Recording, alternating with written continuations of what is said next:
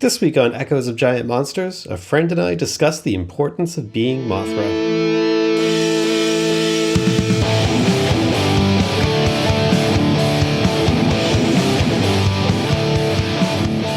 All right, Nicki, here we are. Yep, here we are. You're the you're officially the first guest on this podcast. So there you go. The pressure's on. Yeah, you're in the history books now. So I thought it'd be good to have you come on because as one of the goals of this podcast is to do topics that are personal and important to folks. Just like how a couple episodes ago I did, my first Godzilla movie, and that was important to me. I was trying to think of what is important to my friends that I could have them on and come talk about. And I thought, why not have you on to talk about Mothra? So that brings us here today. Well, of course.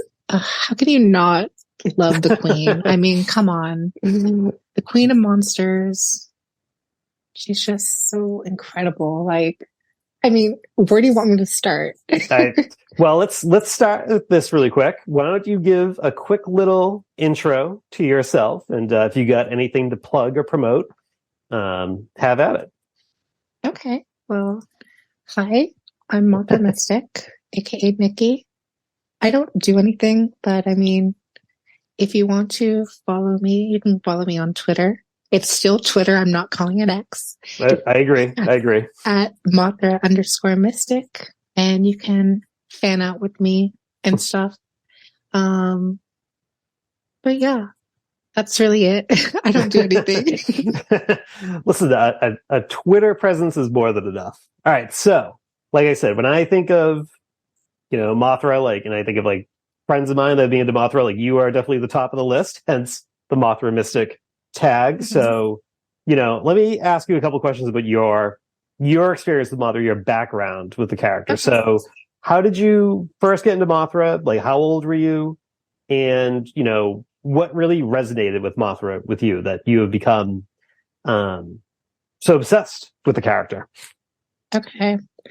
So, I had to have been around 9.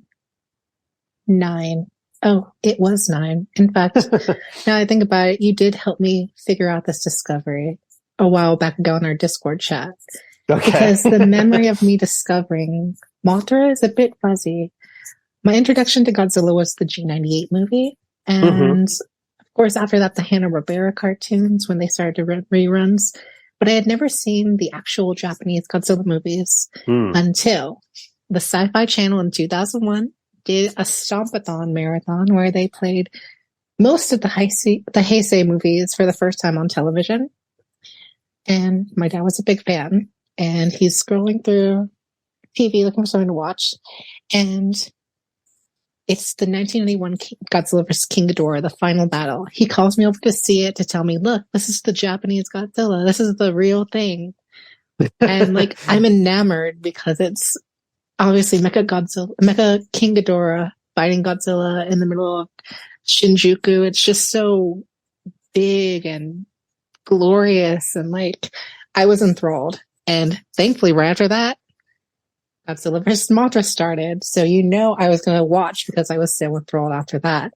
But wow, not only did my love for Godzilla start that day, but my love for Mothra. Say what you want about Godzilla in 1992. I know some of the effects are a bit wonky, but as a 9-year-old, as an introduction to not just Godzilla, but Mothra too, I didn't see all that. And that movie still has it's still really close to my heart because it's just such a perfect introduction to Mothra. It really is mostly Mothra's movie when you think about it. It's essentially a reimagining her first film. Yeah. And it's just, I always remember the first time seeing Mothra emerge from her cocoon, definitely one of the most beautiful scenes I'd ever seen in my life at that point. It's just so magical and enchanting. You really just are enthralled by Mothra and her mythology and things like that, or at least I was. Hmm. So, and I'll say really quick with the special effects in that movie of the '90s and stuff. Like, I feel like we kind of live in a day and age where like there's so much like kind of suspect CGI in like big mainstream movies now for like a variety of reasons because like crunch and stuff like that. I kind of go like, were those effects in the '90s really that bad? I mean, like, I don't know. They're just as. I mean, I think some shots could have been better. Yes, I think Mothra's wings should have been a bit more fluid. They are pretty stiff, but honestly, that's just me nitpicking because that movie is still like really close to my heart. And also special shout out to Batra too, because obviously there's that Mothra connection. But yeah, I love Mothra. Yeah, I was gonna say, that was the start of it. Does Batra rank anywhere like in the top 5 for you? Just kind of being adjacent to Mothra like that? Okay, if I really had to rank them, obviously Mothra is going to be number 1, but Batra is definitely 2, and then Mothra Leo is 3. Actually, wait. I'll do Mothra Leah 2, and then Batra 3, because Mothra Leah's got all those transformations. Yeah. So when you first saw Godzilla versus Mothra and you get into Godzilla and Mothra, like was Mothra instantly like number 1, or like was it Godzilla first and then Mothra kind of grew to overtake Godzilla? Oh, it was definitely Mothra number 1 after that. I mean, okay. I watched the other Heisei movies after that because after Mothra, it was Godzilla versus Mechagodzilla, and then it ended with Godzilla versus Space Godzilla.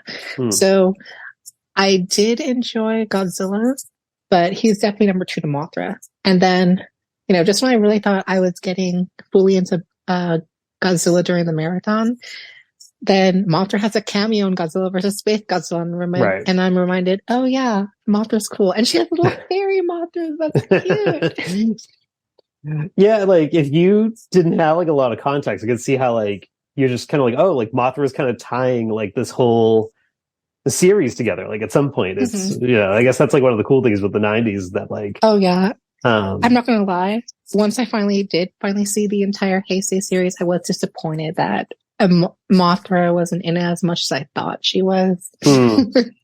But I still enjoy Godzilla. She's kind of like an overarching presence, I guess, towards the back half. But so was there something? So where do you go from there? Do you then start to go backwards and like look for like the older Mothra movies? And was there something that really stuck out to you about Mothra as a character that like really resonated with you? Well, from there, I do remember using the early 2000s internet to do my research. And obviously, I didn't know Mothra was outside, like had this whole history outside of Godzilla. So I started with what I knew, Godzilla. I was searching up Toho Kingdom, Barry's Godzilla Temple, all those old websites looking for info. And as I learned more about Godzilla, then I started to get more info about Mothra and her history, her movies, her monsters. I did a deep dive really bad. In fact, I can remember printing out like a lot of like pages of information of the monsters from the Godzilla movies and Mothra. And I just had like one file for Godzilla stuff and then one file for Mothra stuff. You want to talk about like a shared childhood experience there. Like, so I'm a little bit older than you, but it's funny that we both have Barry's Temple of Godzilla as like an early internet, so it was the go-to. Yeah. So like to kind of put things like in context, like for me, like I discovered Godzilla in like 1994, like 1995. And so like I'm like 10 or 11, give or take. And like in 1994, 1995, it wasn't like, not everyone had a computer, right? So like, I think like my parents were so resistant to buy a computer because like they just thought it was like the way parents talk about like smartphones now, like is like the way like they viewed a computer. And so like we had like web TV, I think at some point, but that's whatever. I'm getting sidetracked. But like we had a neighbor that had a computer and he had America Online. And like, you had minutes back then. Like, oh my God, America Online. And I remember going, like, I was like, can I go over and like use the computer? Like I searched for Godzilla and the only thing that came up was like back in the day was like Barry's Temple of Godzilla, and just like you said, I used to like, just because I was like, oh shit, I've only got like 45 minutes to use this computer. I was like printing basically every single page.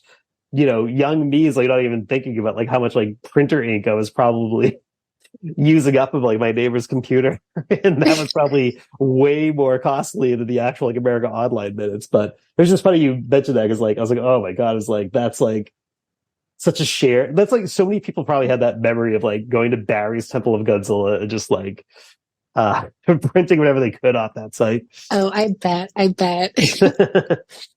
So getting back to what you were saying, so you started with like the Godzilla and Mothra movies. Like, when did you actually come across like the original Mothra movie? So I do remember it was Turner Classic Movies, because around that time in the early 2000s, they really did start playing like the older Godzilla movies. And one of those was Mothra, but I noticed it was 1961. And then, of course, going through my file, I remembered, oh my God, it's her first movie. I have to see this. I have to see this. In fact, actually, wait, there was no DVR. So I remember I had to figure out how to set the recording on a VCR to record it so I could watch it when I got home, because it played while I was at school. This is another core memory right here for me too, by the way. And I wasn't able to play off being sick. I used to do that a lot if I want to stay home. I was a big Turner Classic Movie person where I'd like to stay home and watch old movies, but I was not able to that day. I was not giving my best performance, so I set the VCR timer. Giving your best performance? No, I wasn't. And I came home and I popped in the VCR, and it's just such a magical movie. Like, it's Toho's version of a fantasy film with a kaiju, and the sets are just amazing. The size of the Mothra obviously being like the biggest one, which I kind of wish that we'd go back to. It's incredible to think that the larva is larger than Godzilla. And like the Imago version is even larger than the Godzilla at that time. So like the wings are like huge, like for that version of Mothra. Oh my God. And then the Shobijin. I mean, I was just so enthralled with like the song. I mean, I wasn't Godzilla versus Mothra too, but this kind of big band version of like the song I heard was like in 1992 was like more mystical. It's just so, it captures you in a way, or it captured me in a way that it's just always stuck to me. And the fact that she was a hero, she was trying to get her twins back home. I really liked that too. Like, she wasn't just destroying, causing havoc. It was for a purpose, and it's because her twins were stolen. I really like that. She's never a villain, that she's always fighting for something. Right. And I think that movie too, what's the bad guy's name of that movie? Is it Nelson? Nelson. Yeah. So like, just a quick like aside about that, like sometimes ago, who's like the biggest asshole particularly in the Showa series? They always like scum.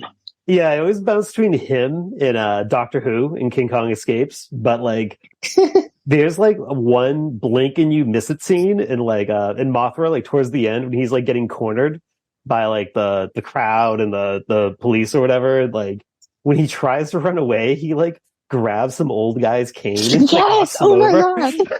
It's like just such a random little petty moment, and I don't think I ever like even noticed it probably the first time I watched the movie, but then like the second time I saw it, I was like whoa. So like I'll give a quick little background for my history with Mothra, because it's a little bit different than yours, because I didn't see the 90s Godzilla versus Mothra till later. I think the first exposure I had to Mothra was like TNT was doing the like they would do these like Monster Vision marathons, like they would do these like Godzilla marathons like all day.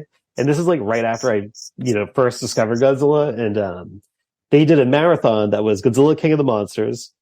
Then it had Astro Monster, it had Godzilla's Revenge, It had Terror of Mechagodzilla, I think, but then it also had Godzilla versus the Thing. And like, I just like instantly gravitated towards Godzilla versus the Thing. I think like, I think like whatever like my top Godzilla movie is, like fluctuates from time to time. Like if you ask me like today it's probably gonna be Godzilla versus the Thing. But if you ask me like 6 weeks from now, it could be a different movie. But Godzilla versus the Thing is like always like in my like top three. Like I think that's like a movie I could show to someone who's like never seen a Godzilla movie if they want to see one, and I think they could like get into that movie. I think it just works just as like a top notch movie. But like when I was a kid, I didn't really know who Mothra was. And I quickly figured out just by the way Mothra was presented in that movie that she was like really important. And in that like this wasn't just like the villain of, or not the villain of the movie, but like the other kaiju of the movie. Like it was like I knew there was like something, the way she was presented, I knew there was like something more important about her than like Ibra or Gabra or even like Mechagodzilla in the Showa series. I knew like I was like I like should pay more attention to this. And then like I was like, oh, she also has like her own theme that's like one of the catchiest songs I've like ever heard in my life, and still to this day. I mean, yeah, what Godzilla fan hasn't like found themselves humming the Mothra song? I mean, come on, right? It's so catchy. And there's like so many good versions of that song too. I have a favorite that might be a little random, but do you have a favorite version of that song? I do. I have two. Let's but hear what are it. yours? Okay, I'll go. So I really like the music video version that they used in the 1992 movie. Me too. was that going to be one of yours? Yes, that was literally it. That's why I wanted you to go first, because I knew mine was probably going to be out there. Okay, that in watching if you're listening to this and you have not seen that video, you can easily find it on YouTube. Like that will get you so hype to. I learned the choreography movie in middle school for that, by the way. Oh my God. All right, well, this is a podcast about personal experiences. Keep going with that. So let's hear about it. I learned all the Mothra songs by memory, and I also learned like the choreographies for each. At one point, if I sang the Mothra song, I could do each choreography for each version from the movie. It's a lot of hand movements and things like that, so it was really easy. Yeah. Did you do this for like a talent show or anything like that? No, it was literally just because I was just so like enamored with Mothra. Like I want to be the Shobijin. I want to be like her little worshiper. I was just enthralled. I just want to feel that mysticism and like that energy come through me. I mean, that's part of the reason why like Mothra is so important to me, because when you think about it, like it's not just her. It's like in like almost all of her film appearances, she's tended to be tied to like a message in a film that I personally identify with, like hope, environmentalism, brotherhood of humanity. It's those positive messages that really struck a chord with me growing up, and I kind of strive to be like the Mothra in people's lives because of that. I mean, I offer that positive support, lifting people up to be their best selves, while also trying to like, fight for people in need.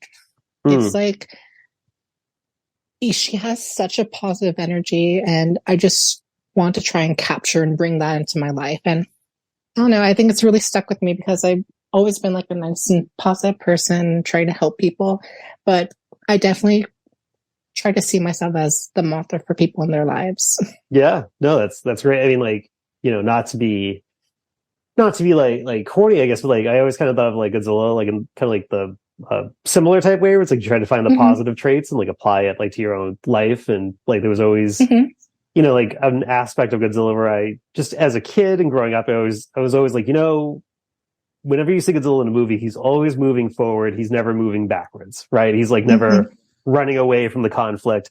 Putting Godzilla 1998 aside, he's never running away from the conflict. He's always like moving forward. And and for whatever reason, like, just like that simple thought in my head just always like really resonated with me in life. And it's cool and interesting to hear how you took these perspectives from Mothra and like really apply it to your own life. I'll say like you definitely practice what you preach in that sense, from the time that I've known you. So before we shift though a little bit, but before we shift, is there like is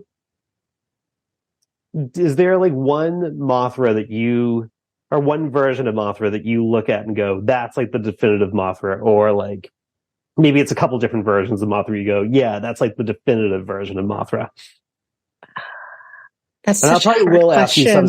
I'll probably ask you some specifics later, but I'll hit you with that one for now. Oh my god, that's such a hard question.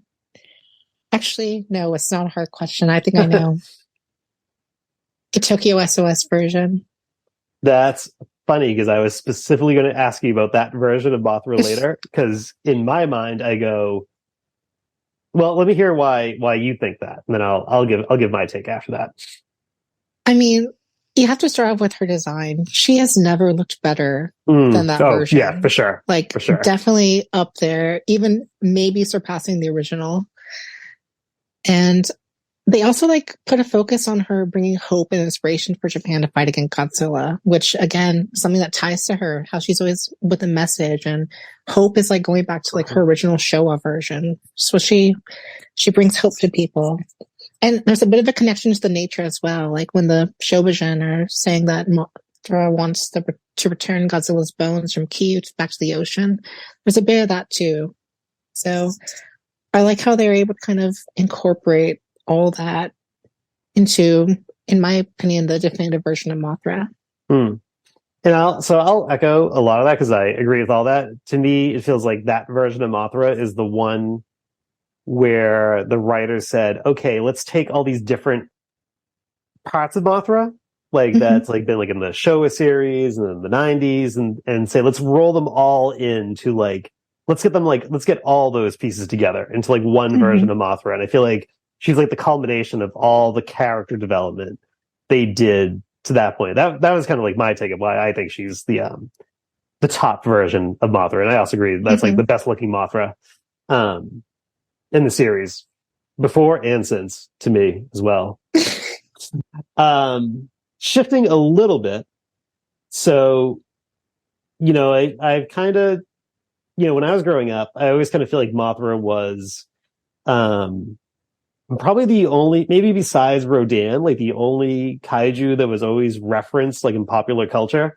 And I was like trying to compile a list of like pop culture references, and just thinking of like, all right, so I found references by Johnny Carson, The Golden Girls, The Simpsons, Animaniacs, Svengoolie has done the Mothra movies, Biodome had a Mothra reference, Seinfeld had a Mothra reference, and I was like, Seinfeld, really? Yeah, like I think like a few, and I was like, this is like a lot of like 80s, 90s references. And then I kind of got like curious. I kind of went down a rabbit hole of like browsing old forums. I was like, why is like Mothra so prominent in people's minds?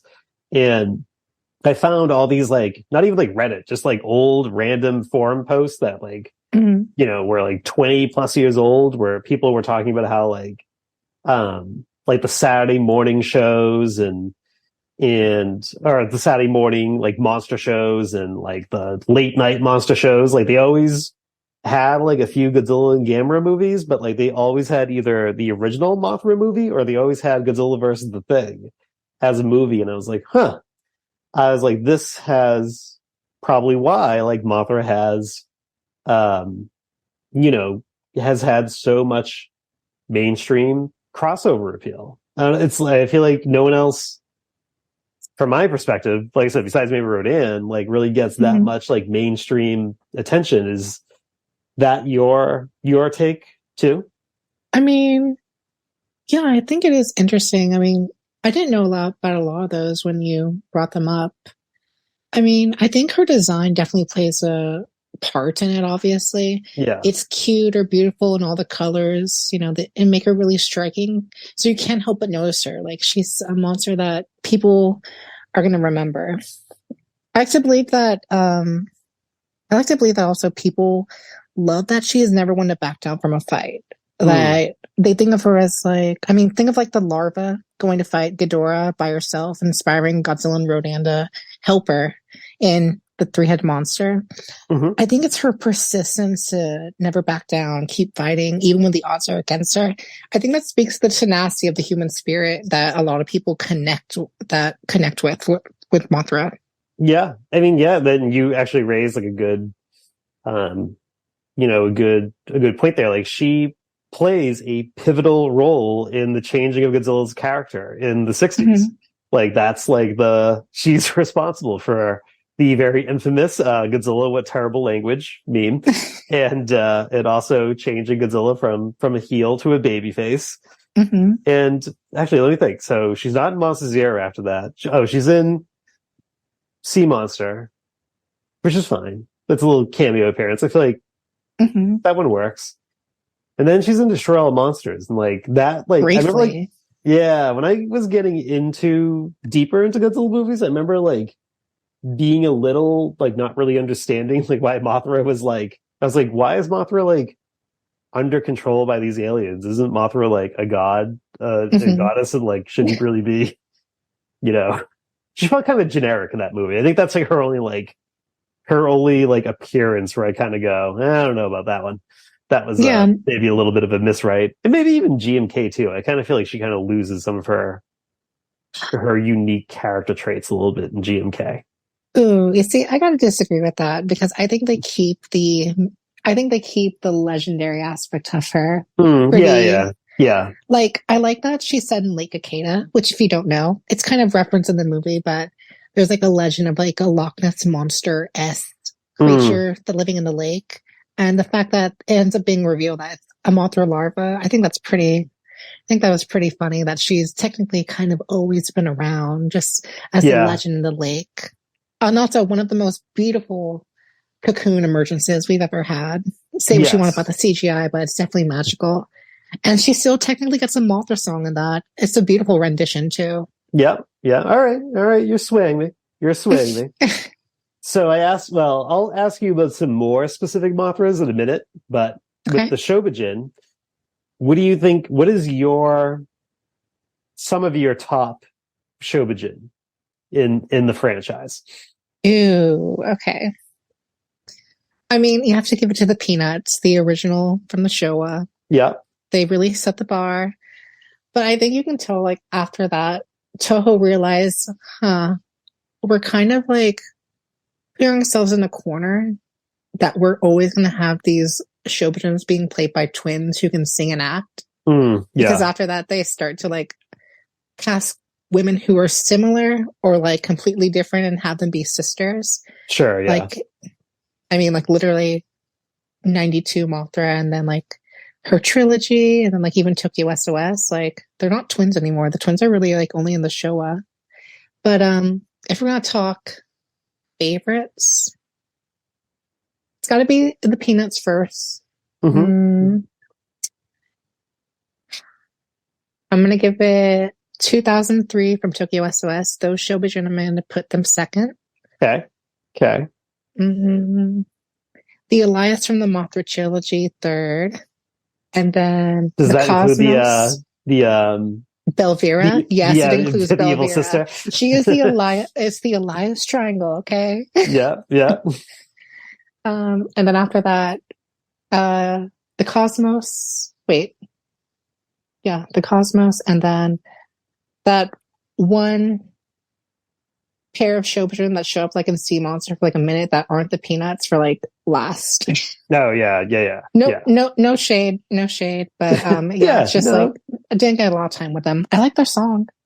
Yeah, but they're kind of just like kind of thrown in there for just kind of like how like Mothra's kind of like making a cameo in that movie. They're just kind of there to round it out. I think I actually might go the Cosmos first. But I think that's probably really? like I watched that movie so much, like when I first got like a bootleg copy of it, and I think that and the music video just like really like when I picture them in my head, it's like when I picture Mothra Shobijin in my head, I picture the Cosmos. I think probably because of the music video and how much I watched that movie when I first saw it as a kid. But I don't think there's been I don't think there's been, none of them have been bad, but I think that's like my favorite, probably because of the music video. I think that's what I'm going with. But you referenced the trilogy, and I didn't watch the trilogy until like maybe like 2 years ago or 3 years ago. And I just like always kind of wrote it off as like, I was like, oh, it's like probably like a little kid's trilogy or something like that. And like, I like didn't really feel compelled to like go seek it out. And then when I did watch the trilogy, I was like, maybe not so much the second movie, but like the first movie in particular, I was like, wow, I was like, this movie is way better than I expected it to be. And the third movie too, but like that first one in particular, like I was like, man, I watched that whenever, like now that we get all those movies like on Pluto and stuff like that, if I ever like turn on that Pluto channel, like Rebirth of Mothra is playing, I will probably sit there and watch it when I was like only intending to have it on the background while I was supposed to be doing actual responsible things, and I get sidetracked watching that movie. But what are your thoughts on the Rebirth trilogy? I mean, they're obviously kids' movies. You can't really avoid that with some of the quality of choices that were made in the story. But I enjoy them for what they are.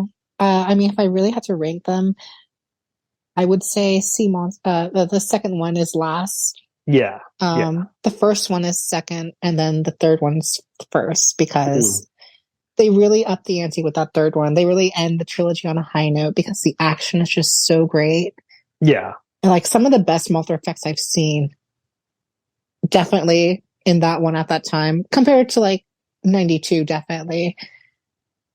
I mean, I also like how the movies, like at least the first two, they try to keep that same theme of always giving Mothra a message. Like it's mostly environmentalism, since she's like a guardian of the earth. Like with the first one about deforestation and all that, and of course the second, ocean pollution and things like that. Yeah. I don't really think there was a message in the third one though, but I guess that's fine. Like, Mothra does her own little action film. Yeah. I was like thinking about it, like if you don't count Gamera, like, well, yeah, I mean you wouldn't count Gamera. This scenario about to lay out, but it's like there's no other Toho kaiju that Toho clearly believes enough in to give their own standalone movies to. You know, I mean, you know, outside of like Rodan got one and Varan, but I mean, like as like the series goes on, like they basically said, no, it's going to be like always Godzilla or nothing, and then at some point they said, no, we can count on Mothra to carry not only a movie, like a whole trilogy. And that first Mothra movie doesn't even have like you would think that like they would have had like King Ghidorah like in the first movie, right, to make it like more marketable. But granted, they have like a not King Ghidorah with Desghidorah, but like they were just like, no, like we think Mothra can carry a movie with an original enemy like on their own. And granted, I think maybe Mothra Leo kind of becomes like, it's almost like there's like a Mothra Leo like for like every like Mountain Dew flavor, there's so many like transformations. God, but it's so cool. It's so cool though. Yeah. Like there's Aqua, Rainbow. Okay, there's Leo. There's Rainbow, Aqua. There's Lightspeed Mothra, who has to time travel. There's Armor Mothra. There's Eternal Mothra. And then, of course, there's Prehistoric Mothra, which is not one of Leo's, but does pop up in the third one. Yeah. Those prehistoric larvae, too, in that movie are awesome looking. They're like... I like them. They're cute. They're like the heavy metal version of Mothra. I like it. Also, that movie's... I was going to just say, like, that movie's awesome just because you have King Ghidorah fighting dinosaurs in my God, yes. prehistoric time. I was like, it's like the models for that are like a little hokey, but like there's like, isn't there like a scene where it's like a T-Rex and like a Triceratops like look at each other like in disbelief, and they go, nah, this movie's like an instant A+ in my book. That like right there instantly makes this a 10. But sorry, you were gonna say.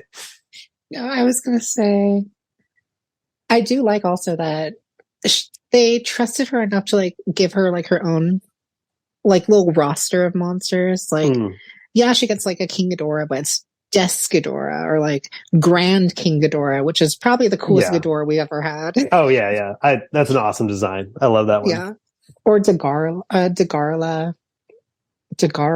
I forgot how it goes. Yeah, I do too. That movie's not.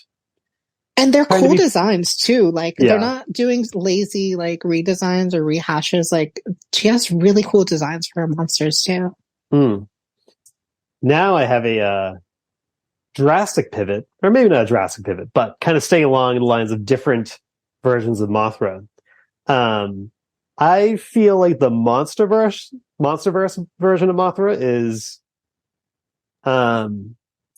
similar in some ways, but also like I feel like, I mean, I guess my opinion at this point, this is before New Empire comes out, so I feel like she is kind of has lost some important aspects of her character. I almost feel like they make her too. I like that Mothra could. I guess what I'm getting at is I like that Mothra feels like an independent character that stands on her own. And I feel like in the MonsterVerse, it's like they tie her to Godzilla like a little too much, but I feel like it kind of reduces her character a little bit. But I don't know, that's my thought. What are your thoughts on the MonsterVerse version of Mothra? I like the MonsterVerse version of Mothra.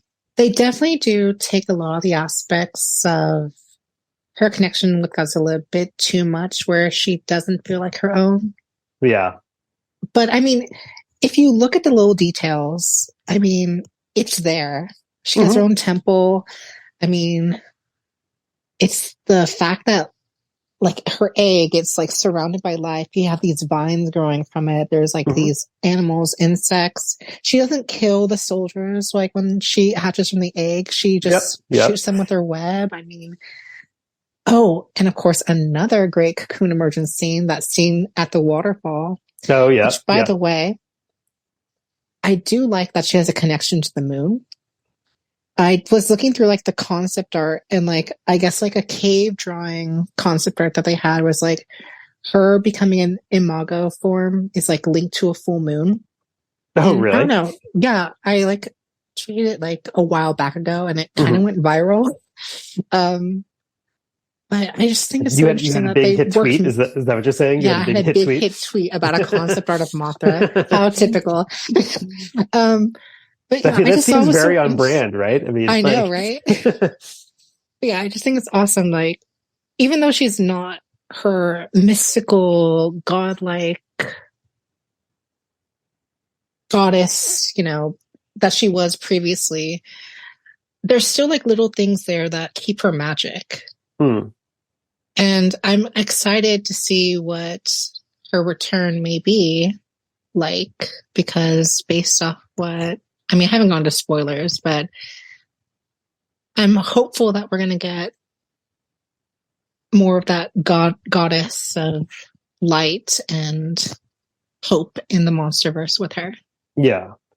It feels like when King of the Monsters came out that like, I don't know, it felt like the MonsterVerse could like end with like any movie that was coming out at that point. And it didn't really feel like they were like long-term planning. And now I kind of feel like the MonsterVerse is like, it's very successful. It's just like, it seems like there's, knock on wood, like there's no end in sight for it. And it seems like they're very committed to expanding that world, like with like Monarch and stuff like that. And so I feel like Mothra's probably going to be a big part of that going forward. Or I mean, like I'm not basing that on anything, just like a gut feeling. I'm just kind of hoping. I hope so. I like the MonsterVerse. I hope it keeps going. Yeah, and I hope she gets her own movie. She deserves it. Maybe they can finally do that Mothra versus Bagan movie that was like storyboarded. I would die. Like I would die. Like, maybe we can like kind of manifest that into the world, because like we are in a time right now where like Baggins like randomly having like a little renaissance. Yeah. And of course, like through Gojibon of like all random things, but whatever works, I guess. So like we got Baggin back on the rise, and we got Mothra kind of on the rise, and now like wouldn't it be awesome if like the next like season of Monarch or a future season of Monarch focuses around Mothra, and we do get like Mothra versus Baggin, but like in the Oh my MonsterVerse God. or something like that. I was hoping for an episode just with a little Mothra cameo, but unfortunately we didn't get that season 1. Hopefully in season 2 we get a Mothra episode. I would like to see it. She needs more in the MonsterVerse. She can do more. She can carry more. Toho proved that previously. Come on, Legendary, get it together. And if they can't bring back Ziyi Zhang, I will understand. But I love Ziyi Zhang, so I hope she comes back. But if not, I have some ideas. Know what I actually think is like a random, low key, like really good use of Mothra is actually like in the Polygon anime trilogy, and like whole. So like I'm like a staunch defender of the anime trilogy. I like love that trilogy. I love like the world it built, like in the same. I'm with you. All right, well, you're coming back when I do a special on those movies, but like I don't know, like have you ever like done like a dive like into like the lore that the prequel novels set up? Oh, of course. I've definitely read about it. And of course we had a mutual friend who was very keen on sharing her information with us from reading the books. It's so interesting. Like Mothra was a hero. I think that's like right. And then like of course there's Mothra too, but like I think it's so we could have gone so much more. I wish we had gone those books over here, or at least gone to see some of that adapted. Yeah. I mean, no, I loved what the anime trilogy gave us. I accept it for what it is. I really enjoyed it. But at the same time, the books really do something that sounds even more cooler that I wish we could have seen. Yeah. I have one of the books, and like I have like a very elementary level of speaking and reading Japanese, and I have like set a goal for myself that I want to get better at reading, and I cannot read the books now, but like I have a goal for myself where it's like I want to get to a level where I could like read those books with like minimal help, which will take a while, but yeah, I've like kind of read summaries of them, and it's like I'm like, wow, it's like Godzilla Earth is just like painted as like this just like unstoppable force like through the years. And then there's a whole part about how like Mothra and Batra, like if they could come together at the same time, could stop Godzilla Earth. And then you kind of have, you know, the new, oh my God, I'm blanking on their names. The Hotua. Yes, thank you. The Hotua in the trilogy, and how it's like Mothra is like an overarching presence in Planet Eater, even though she's like, you get her silhouette on screen, but you never really get her like full form on screen. And I just remember like, I mean, I love Planet Eater. Planet Eater is like one of like my top 10 favorite Godzilla movies. And I just like love how it's like just like that subtle disruption by Mothra like kind of helps save the day. And I don't know, I can go on and on with the anime trilogy. I like low key love that trilogy. I hope we get another season of Singular Point. I hope she's in Singular Point. I know. Because that's like, I mean, they do wild stuff with characters in Singular Point, and I can only imagine what they could do with Mothra in that one. Hopefully we get that, because I also love Singular Point, and that little cameo at the end is of Mothra's. I need more. Yeah. So let's see. I think we're kind of nearing the back end here. So I'm going to hit you for your favorites on a few things. Okay. What's your favorite Mothra video game appearance? Oh, that's a tough one. I have to say Godzilla Saves the Earth. Okay. I was going to say time not. Playing as Mothra in a fighting game. And she's got the cocoon ability. Yeah. And I have the most memories playing that one. Like once I unlocked Mothra, like my day was made. I spent so long playing as her. I thought I was setting you up for the Valentine's Day skin in Battle Line is what I thought I was setting you up for. You need to get that. I'm a bad Mothra fan right here, because I've yet to get that skin, because I've yet to get Voxel Wars, but I don't have a PC that has Steam, but I guess I'm gonna have to. I also don't, but Voxel Wars is on sale for $10, and I was like, well, I'll play this someday, and it's on sale for $10. Yeah, right. I think it's still right now. Well, I know what I'm doing after this. Well, there you go. I bought Voxel Wars like 5 days ago, and it was like in the middle of the sale. I forget what day it ends, but it's like $10. And I was like, I can justify $10 for 3 skins. Or I was I'm just kidding. I did not expect you to say Mothra in the Nintendo game. No, in the PS2 game. No, I know, but Godzilla Saves the Earth, yeah. I was like, there's a 1% chance it's going to be Mothra from the Nintendo game. Oh my God, no. I remember looking that up. I don't know about that. Have you I played never that game? played it. I never played it. Well, actually, no, wait, I lied. I played it on an emulator a long time ago. I did. My older sister had NES, but we did not have that. We had the Super Mario Bros. Duck Hunt combo. Yeah, yeah. But yeah, I never got to play that one like the actual game, but I played on an emulator, and it's all right. It's a little rough. I will say there is a way to play it. There's like different like passcodes you can enter in the game, and there's one you can enter destroy all monsters as like a password. And basically what it does is it just takes all the bosses from the game and dumps them in the first level. So then you can just kind of like, rather than having to play through like the game, which is like super tedious, you can just fight all the bosses in the first level. And then like you could put another passcode in to then play the ending afterwards. And that is probably the best way to play it. I will say there's a lot of like random deep cuts to like references to not just Godzilla movies. There's like deep cuts like Toho movies that like there's like references to, like the Mysterians in that movie. Like Matango has references. Isn't Dagora in it once? Yeah, yes. Like, you know, like it's like on the same like yeah, there's like you go to like this like kind of like this like weird spory space surface where it's like the boss is like a Matango mushroom, and that's like where like Dagora is also flying around. It's like Matango, that's one of my favorite movies. It's just it's like it's so the references on it are so random. So but like yeah, but as a kid actually that was like one of my other like first early exposures to Mothra was like playing as her in that game. And it's like it's easier playing as Mothra because you can fly over pretty much everything in that game. And Godzilla is just a big, giant target. But I digress. But I'm with you on the Saves the Earth one. You know, I was only kind of kidding about the battle line thing. But your favorite Mothra merchandise? Ooh. That you own. That you own. That I have. I know that's a tough one because it's a lot. Okay. I mean, obviously the centerpiece, which I showed you earlier.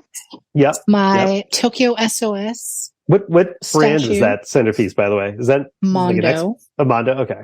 Yeah, I got the special edition.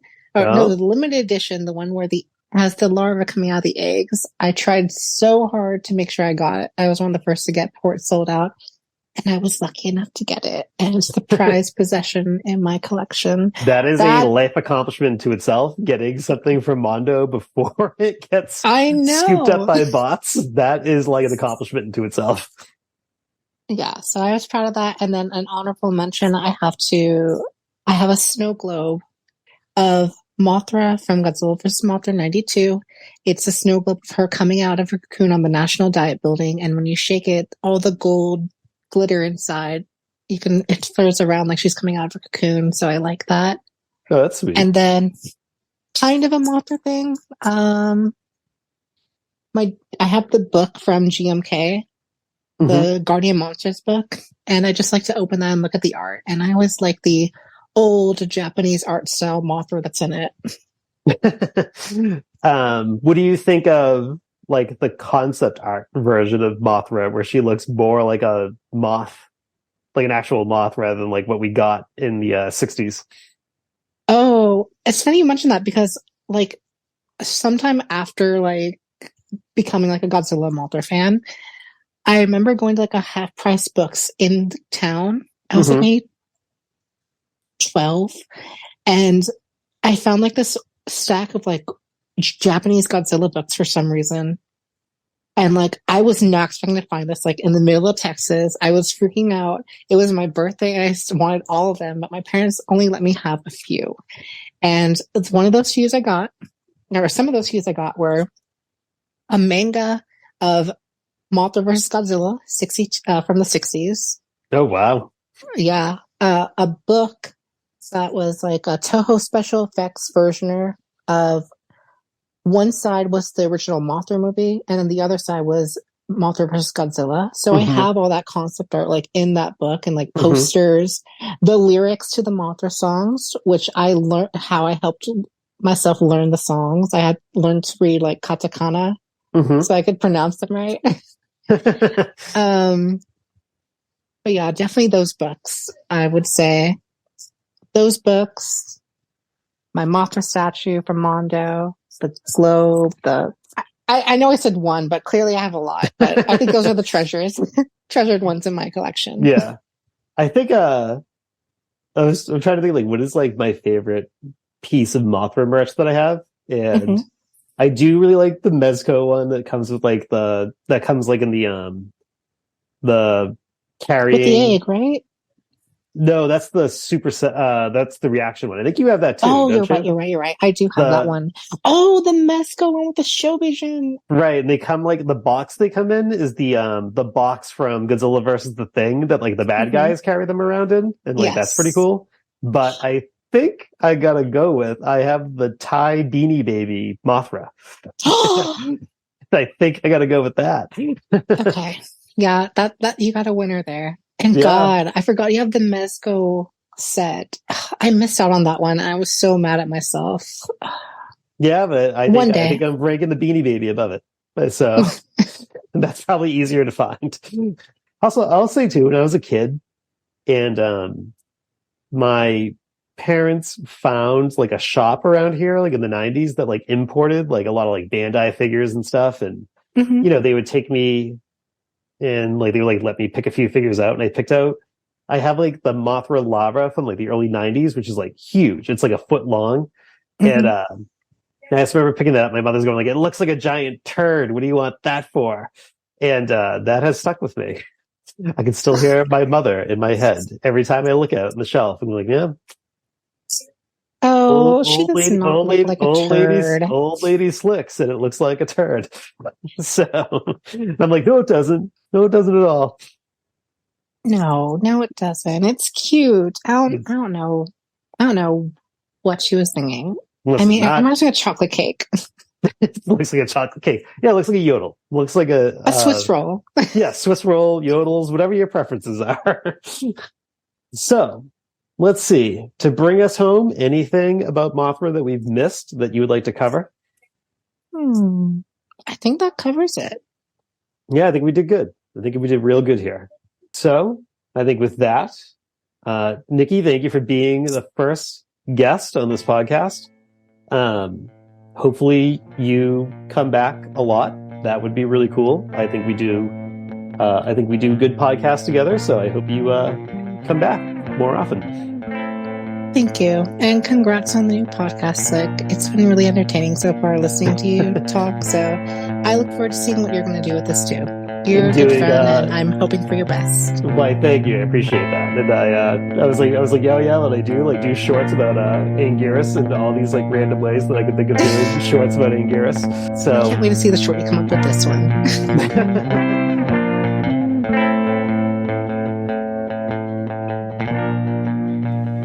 All right, well, that was a lovely conversation. I again want to thank Nicki, who you can find on Twitter at Mothra Mystic, for joining me on this podcast. It was a really, really good conversation. And I think we'll be continuing that trend as the next episode, I'll be having another friend on who has some strong connections to Godzilla versus the Sea Monster. And we'll be talking about that on the next episode.